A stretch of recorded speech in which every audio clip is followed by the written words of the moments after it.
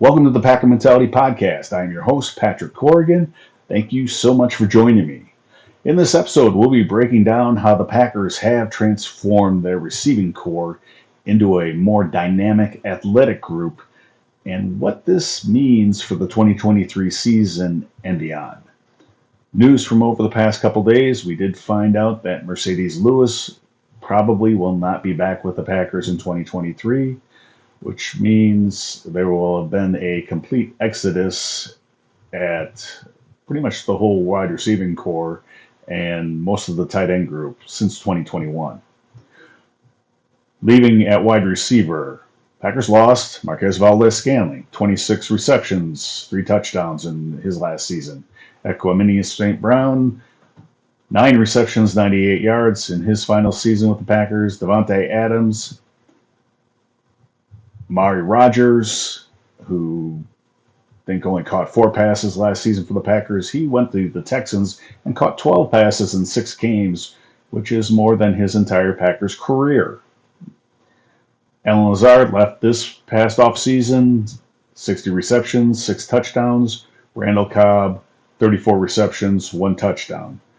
Aside from Davante Adams, who I didn't even bother mentioning his numbers, which are always spectacular, but aside from him, this is not a great loss for the Packers. Regardless of what they do other places, these guys, there wasn't a lot of production. Now, at tight end, they did lose Robert Tonyan, who was kind of Aaron Rodgers' safety net last year. 53 receptions, 2 touchdowns.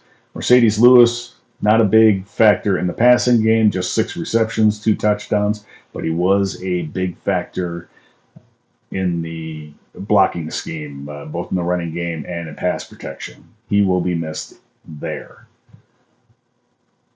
Now, there's going to be a whole new look for the wide receiver core. The Packers have invested in talent through the draft over the past 2 seasons. They have brought in, at the wide receiver, Christian Watson in the second round in 2022. Last season, despite getting up to speed and then suffering a couple injuries, he still had 41 receptions and 7 touchdowns receiving. He had a couple more running. Romeo Doubs, fourth round in 2022, 42 receptions, 3 touchdowns. Samori Toure in the 7th round showed some good things last year, and the coaching staff has good things to say about him pretty much anytime they talk about the wide receiver group. Coming on board with this last draft, the Packers drafted Jaden Reed in the 2nd round. He is a speedster, 4.37 speed. He can pretty much keep up with Christian Watson, who we know has great speed. In the 5th round, the Packers picked up Dontavian Wicks. He has a little bit of Davante Adams in him. Not going to put him anywhere near that tier of receiver, but he does use his feet and uses variation in his routes to get open despite not having great speed.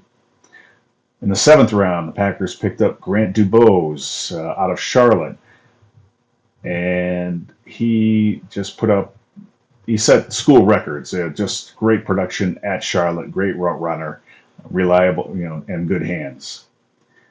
Packers also did a lot of work in the tight end group. This past draft, they drafted Luke Musgrave in the 2nd round, Tucker Kraft in the 3rd round. So with all this new talent, this is a faster, more athletic group than I think the Packers have ever had at these positions. So what does it mean? It means the Packers are going to have a lot more flexibility. Matt LaFleur is going to be able to do a lot more things. Guys can be played in multiple positions and moved all over the field. The jet sweep that finally reappeared last season a little bit with Christian Watson to great effect, but couldn't be run the year before because they didn't have Tyler Ervin or anyone who could run the jet sweep. Well, now they have several guys that can run the jet sweep. They can force defenses to stay in their base defense because the Packers have multiple tight ends that can do pretty much everything. They can block. They can run the ball. They can be split out as wide receivers. Uh, They're just weapons. And with the possible exception of Grant Dubose, who might stay in the slot because of his size, any of the wide receivers can play outside or in the slot. And just appears that these guys are much better with the ball in their hands than what the Packers have had over the past few years. There is so much more speed at the wide receiver position. Honestly, only Marquez Valdes-Scantling could keep up with the top four guys on the Packers roster right now. Christian Watson, Romeo Doubs, Samori Torre, and Jaden Reed are all faster than anyone the Packers had that I listed earlier, other than Marquez Valdes-Scantling. They're faster than all. And obviously, this is a super young group. And with youth and having just drafted them, it means they are all on their rookie contracts. Packers saw earlier today listing a ranking of all the teams spending at wide receiver. The Packers were at number 32 on that listing out of 32 teams. They have the least expensive receiver group. And with youth, it means that they are going to grow and get better. And they get to do that with a new quarterback. So Jordan Love is going to be able to basically get to know these guys and grow with them. So is there a downside to all this youth? Well, yeah, it's a lot of unknown. Mistakes are going to be made. These guys have to learn the playbook and learn the assignments, and there are going to be mistakes made with that. The tight ends, that is one of the most difficult positions to play because they have to learn all the assignments of the offensive line and all the receiving assignments. And with the inexperience, there are going to be some veteran defenders, some of the better ones, that are going to be able to get the better of them sometimes.